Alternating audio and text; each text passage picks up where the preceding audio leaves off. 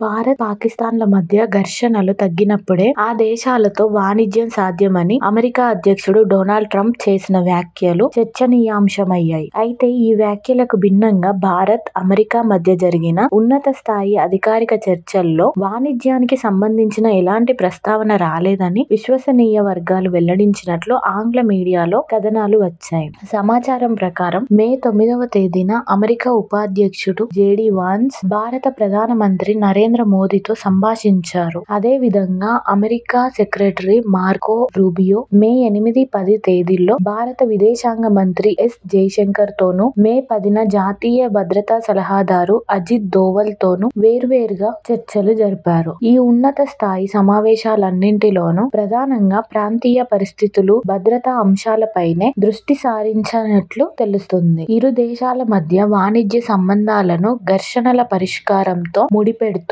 ఎలాంటి సంభాషణ జరగలేదని సదరు వర్గాలు స్పష్టం చేశాయి. ట్రంప్ తన ప్రసంగంలో ఇరు దేశాల మధ్య శాంతి నెలకొంటేనే వాణిజ్యపరమైన అంశాలు ముందుకు సాగుతాయన్న ధోరణిలో మాట్లాడగా, అధికారిక చర్చలు మాత్రం దీనికి పూర్తి విభిన్నంగా సాగినట్లు స్పష్టమవుతుంది.